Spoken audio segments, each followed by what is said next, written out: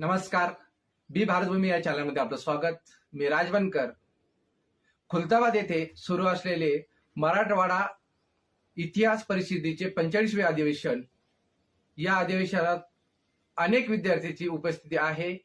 PhD संशोधन विद्यार्थ्यांची उपस्थिती आहे. आपण इतिहास विभागाचे प्रमुख यांची मुलाखत घेतली आहे. बघूया थोडक्यात ही मुलाखत. शिक्षक आहे, आपण त्यांचा परिचय व त्यांची पोस्ट जाणून घेऊया. नमस्कार सर. नमस्कार. सर, आपलं सर्वप्रथम परिचय द्या. मी प्राध्यापक हरिनारायण जमाले, इतिहास विभाग प्रमुख व ही जी परिषद मराठवाडा इतिहास परिषदेचे 45वे राष्ट्रीय अधिवेशन जे आयोजित केलेले ते अधिवेशन मी केलेले माझ्या महाविद्यालयाच्या इतिहास विभागाने केलेलं आहे आणि मी इतिहास अभ्यास मंडळाचा डॉक्टर बाबासाहेब आंबेडकर मराठवाडा युनिव्हर्सिटीचा अध्यक्ष आहे आणि साधारणतः ही 12 आणि 13 डिसेंबर 2 दिवसीय चालणारी परिषद आहे. त्या परिषदेमध्ये परिषदेचं उद्घाटन सकाळी माननीय कुलगुरू प्रोफेसर डॉक्टर विजय फुलारी सर यांनी उद्घाटन केलेले. उद्घाटनपर त्यांच्या वक्तव्यातून इतिहासाचे वेगवेगळे धडे आमच्या इतिहास संशोधकांना प्राप्त झालेले आहे. अतिशय उत्तम पद्धतीने त्यांनी आपलं उद्घाटनपर भाषण केलेले. त्यानंतर या परिषदेचे बीज भाषक म्हणून डॉक्टर प्रोफेसर सुनीता बोर्डे खडसे या CB शाह महिला महाविद्यालय सांगली येथून आलेले आहे. त्या इतिहास विभाग प्रमुख आहे, मात्र त्या साहित्यिक आहेत. वेगवेगळ्या कादंबऱ्या, फिंद्रीसारखी कादंबरी त्यांची प्रसिद्ध आहे आणि साहित्यामध्ये त्यांचं मोलाचं योगदान असून त्यांनी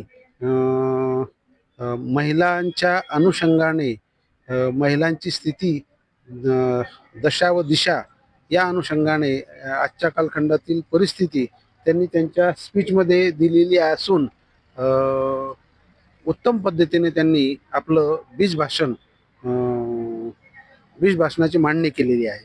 तसेच परिषदेचे मराठवाडा इतिहास परिषदेचे अध्यक्ष नारायण सूर्यवंशी यांनी सुद्धा प्रस्ताविकामध्ये उत्तम पद्धतीने मांडणी केलेली असून पूर्ण आढावा त्यांनी घेण्याचा प्रयत्न केलेला प्रस्ताविकामध्ये कमी वेळेमध्ये. त्या तदनुषंगाने प्रमुख अतिथी म्हणून डॉक्टर व्यंकटेश लांब, सदस्य व्यवस्थापनशास्त्र डॉक्टर बाबासाहेब आंबेडकर मराठवाडा विद्यापीठ यांनी पण आपलं प्रमुख अतिथी म्हणून योग्य पद्धतीने मार्गदर्शन केलेलं आहे. तशाच पद्धतीने आमच्या संस्थेची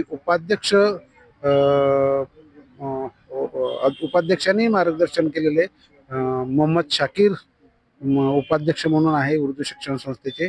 आणि त्या व्यतिरिक्त इतिहास तज्ज्ञ रोढे सरांनी मराठवाडा इतिहास परिषदेची रूपरेषा मांडलेली असून उत्तम पद्धतीने वाटचाल कशी आहे परिषदेची त्यांनी आपल्या वक्तव्यातून दर्शवलेली आहे. या परिषदेच्या या सोहळ्याचे अध्यक्ष म्हणून डॉक्टर आसिफ झकेरिया म्हणून चिश्त्या महाविद्यालयाचे प्राचार्य यांनी अध्यक्षीय समारोप केलेला आहे. तर सूत्रसंचलन डॉक्टर विवेक घोलप यांनी केलेलं असून आभार प्रदर्शन हे डॉक्टर सुभाष बागल यांनी मांडलेलं आहे.